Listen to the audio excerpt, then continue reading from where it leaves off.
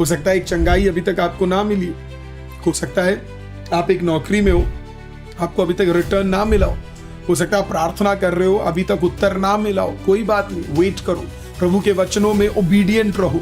मुश्किल है लेकिन तब भी स्तुति करो, और ओबीडिएंट रहोगे तो परमेश्वर के एक अद्भुत कामों को आप देखना शुरू करो। तो आज हम सीखते हैं व्हाट आर द 3 सीक्रेट्स, क्या 3 गुप्त ऐसे अद्भुत सीक्रेट्स है जिससे हम अपने लाइफ में सक्सेस पा सकते हैं।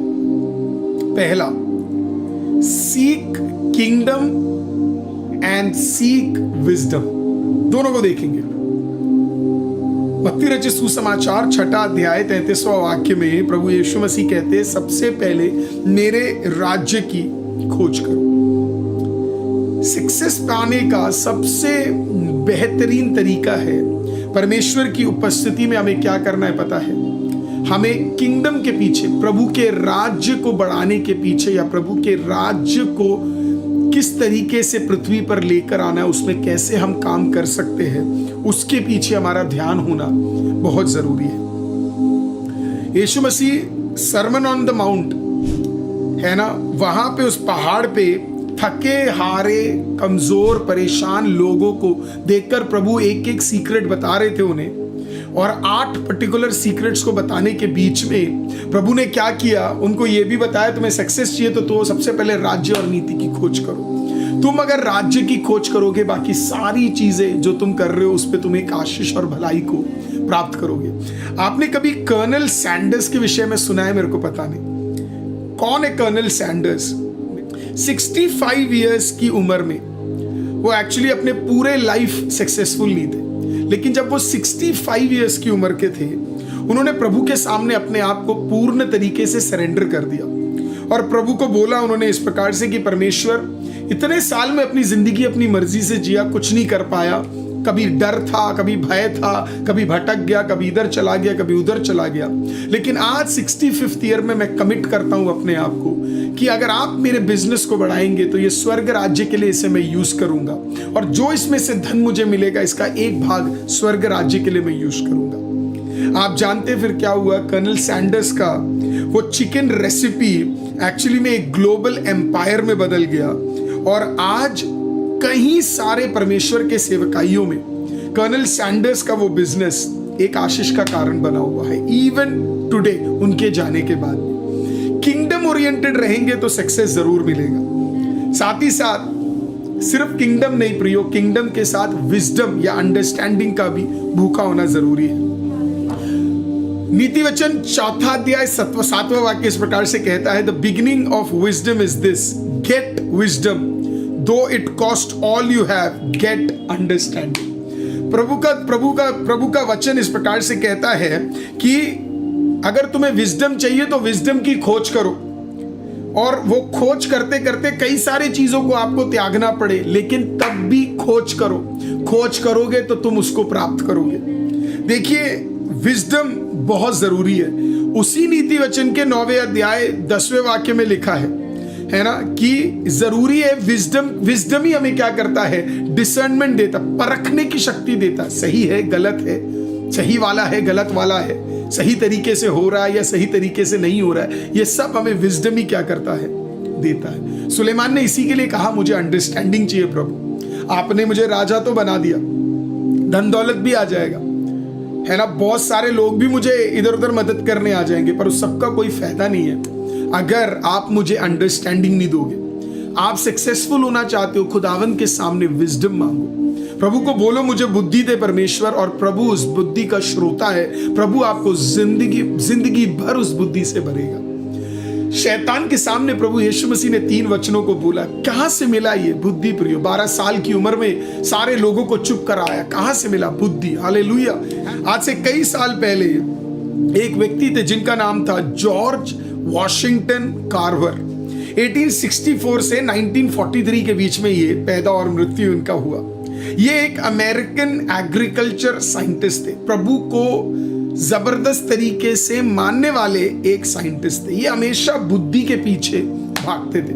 प्रभु से तो ये दुआ करते ही करते थे, लेकिन विजडम को सीख करते थे।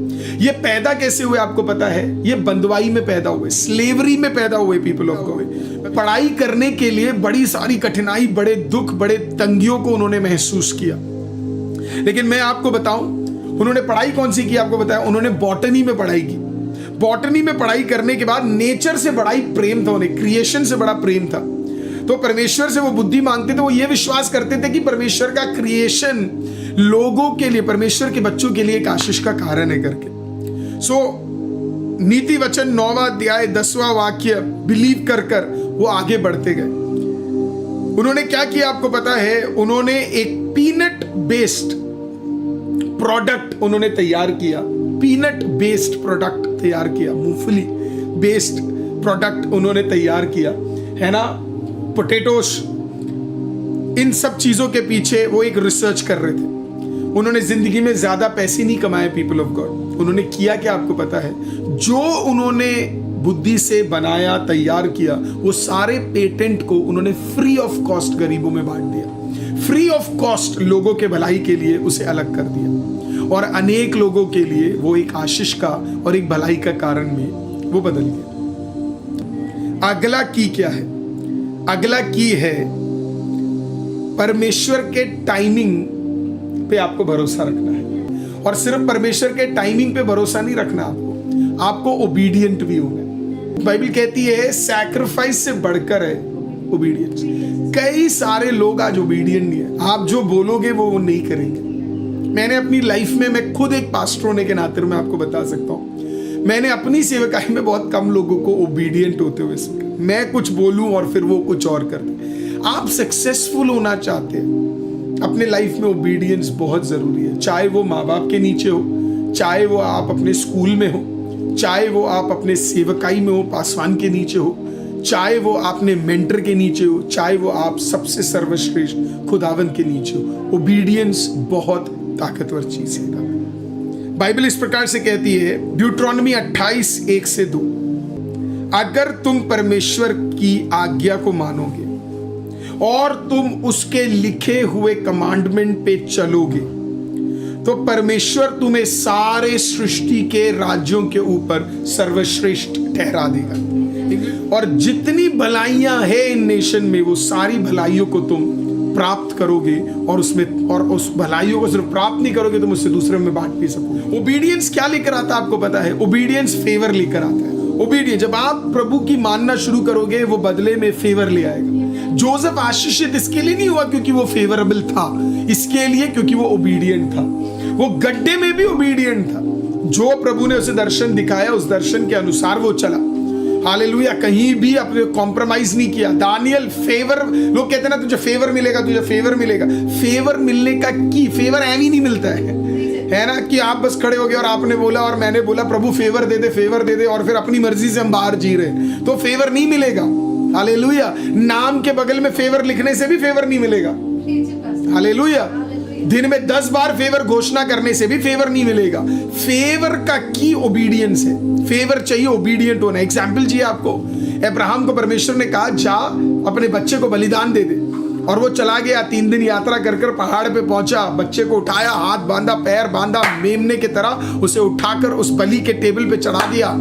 हालेलुया, ऑल्टर पे चढ़ा दिया। चढ़ाने के बाद आपको पता है क्या हुआ? वो जैसे चाकू उठाया, परमेश्वर ने बोला अब्राहम, अब्राहम, हालेलुया, मत मार, बलि के लिए मैंने एक मेमना तैयार कर दिया। उसे कहते फेवर। क्यों? क्योंकि पिछले 3 दिन वो ओबीडियंट था। उस रात को खुदाबंद उससे बात किया, ओबीडियंट था। ओबीडियंस फेवर को लेकर आता है। तो फेवर मांगना जरूरी है। वी डिक्लेयर फेवर, पर प्रभु देखता है ये जो मुझसे फेवर मांग रहा है, क्या ये मेरे वचन को सुन रहा है, क्या ये ओबीडियंट है। ओबीडियंस जरूरी है। एक बंदे का एग्जाम्पल बताता हूं मैं आपको। David green. कौन है David green? Founder of hobby lobby. Hobby lobby करके एक बड़े कंपनी का, स्टोर का, $1 बिलियन कंपनी है इनकी, $1 बिलियन। इस बंदे का बिजनेस टोटली बिब्लिकल तरीके से, इसने बिब्लिकल प्रिंसिपल्स को फॉलो किया। वो टाइट करता है जेनरसली।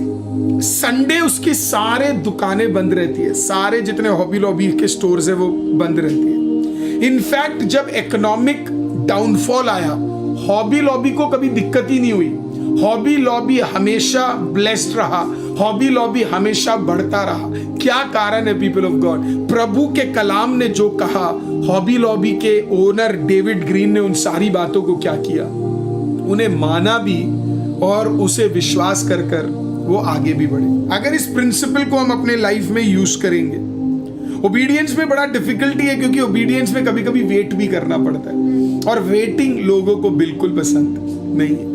आप वेट करोगे, ओबीडियंस में आप वेट करोगे तो वेट आपको फेवर ले आएगा। वो वचन तो आपको पता ही है ना, जो परमेश्वर के उपस्थिति में इंतजार करते हैं वो काबू के समान उड़ेंगे। हालेलुया, वो काबू के समान, हालेलुया। वो उड़ने के लिए आपको वेट, हो सकता है एक चंगाई अभी तक आपको ना मिली हो सकता है आप एक नौकरी में हो, आपको अभी तक रिटर्न ना मिला हो सकता है आप प्रार्थना कर रहे हो, अभी तक उत्तर ना मिला हो, कोई बात नहीं, वेट करो। प्रभु के वचनों में ओबीडियंट रहो। मुश्किल है लेकिन तब भी स्तुति करो, और ओबीडियंट रहोगे तो परमेश्वर के एक अद्भुत कामों को आप देखना शुरू करोगे। आप सक्सेसफुल होना चाहते हैं, आपको दूसरों को सर्व करना पड़ेगा। इंग्लिश में अगर मैं बोलूं तो serve others selflessly and declare faith filled declarations. दूसरों की सेवा करो और साथ ही साथ विश्वास के अच्छे शब्द उनके ऊपर घोषणा करो। मरकुस 10:43-45 क्या कहता है?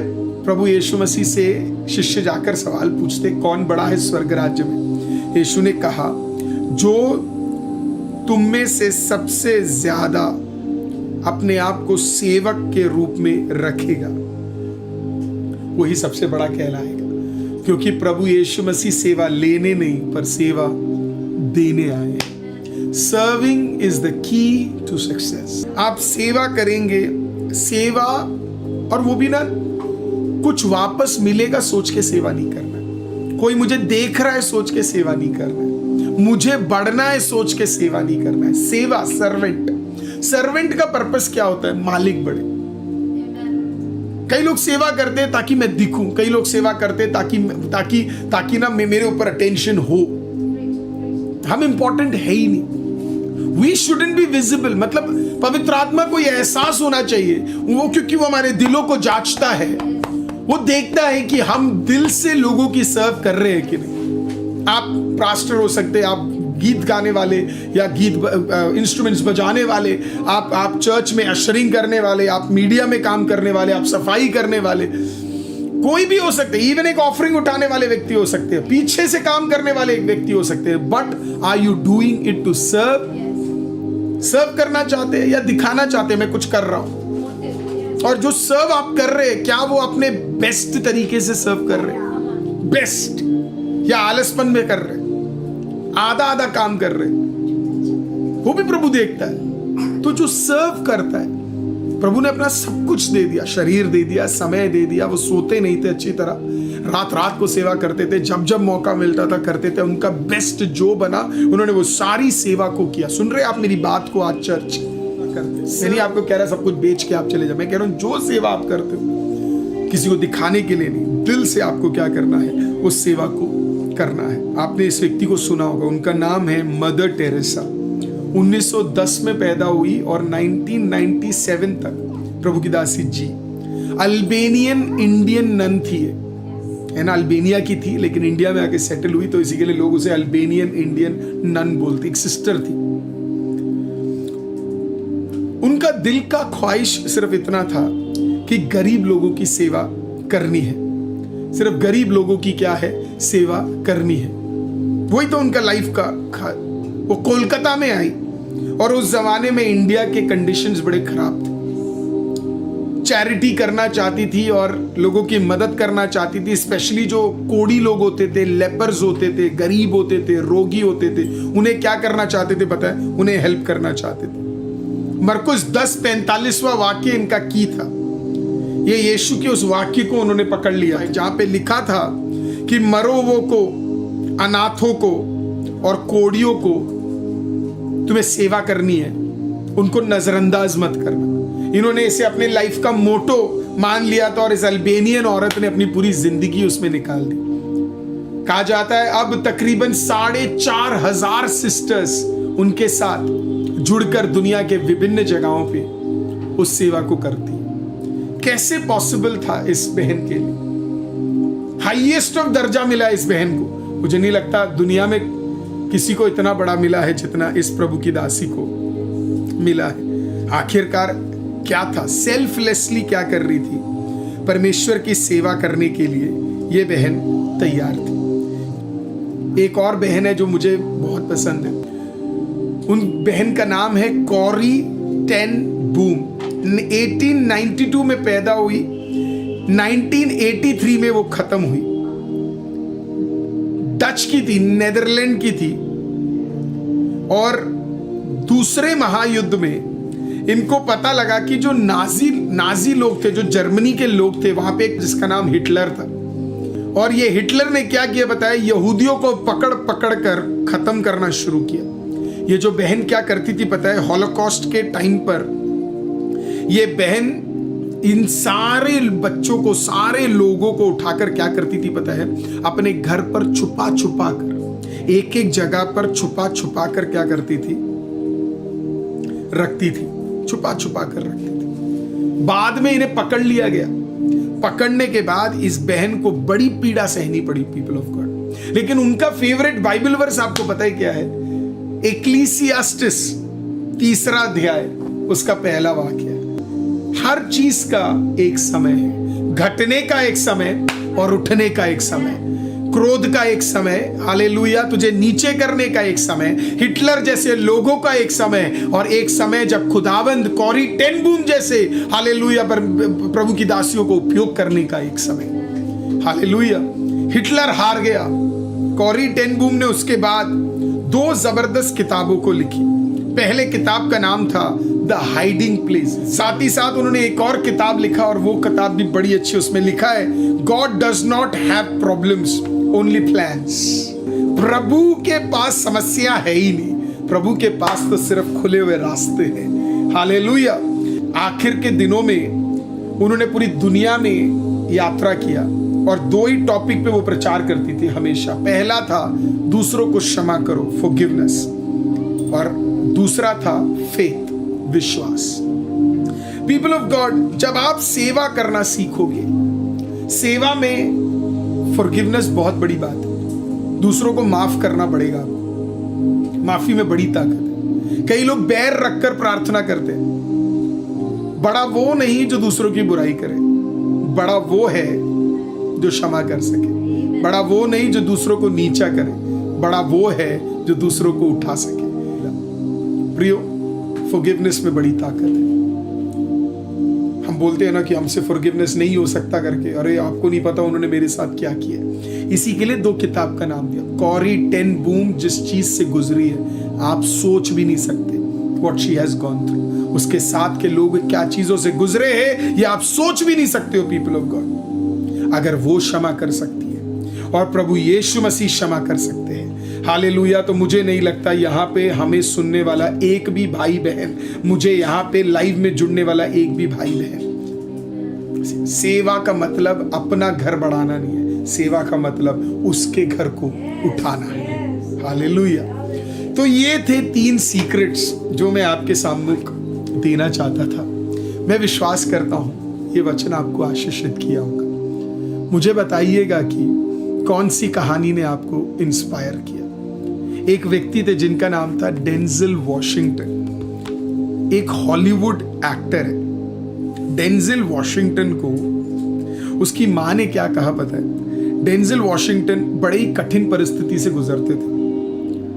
वो एक अपने आप को एक क्रिश्चियन कहते हैं। डेंजल वॉशिंगटन अपनी कहानियों में, इनफैक्ट एक बार वो एक क्या बोलते हैं, एक ग्रेजुएशन सेरेमनी में स्पीच करने के लिए आए थे। तो उसमें उन्होंने इस प्रकार से बोला कि उनकी मदर उनको बोलती थी कि हमेशा इस चीज को बोल कि प्रभु कुछ बड़ा करने जा रहा है, प्रभु कुछ बड़ा मेरे लिए करने जा रहा है, God is going to do great things for me. Hallelujah.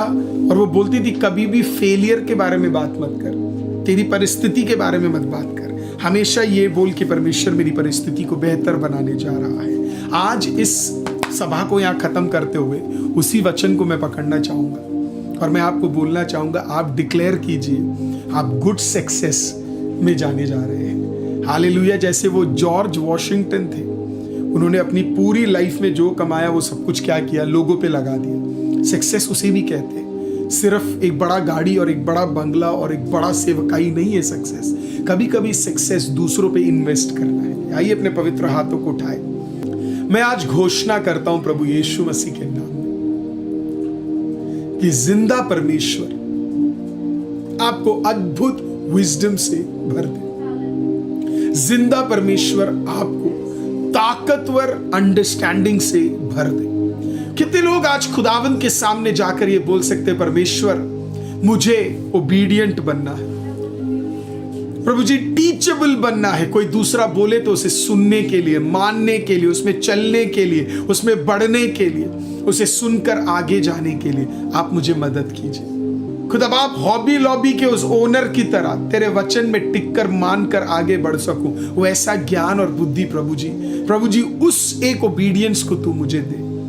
और खुदावंत, अपने लिए नहीं पर तेरे लिए सेवा करने के लिए प्रभु जी मुझे मदद कर। क्या आप तैयार है जिंदा खुदा को बोलने के लिए, तेरी सेवा मैं करूंगा जिस किसी तरीके से हो सके, 100% पूरा एफर्ट डालकर 100 से भी एक्स्ट्रा दूंगा खुदा, क्योंकि सेवा तेरी कर रहा हूं और तू मुझे आशीषित करेगा। जीवित खुदा, मैं दुआ मांगता हूं हर एक भाई और बहन के लिए और प्रोफेटिकली डिक्लेयर करता हूं सुपरनैचुरल विजडम, डिक्लेयर करता हूं अद्भुत ओबीडियंस का एक स्पिरिट, एक एटीट्यूड, और खुदा बाप सेल्फलेसली सेवा करने के लिए, ईगो, प्राइड, दिखावा हटाकर सच्ची सेवा करने के लिए आप मदद करें। धन्यवाद खुदावंद कि आप महान और सामर्थी हैं, आप अद्भुत हैं। सारा आदर महिमा आपको देते हैं, यीशु मसीह के नाम से मांगते हैं। और आईसीएम चर्च मिलके एक साथ कहेगा आमीन।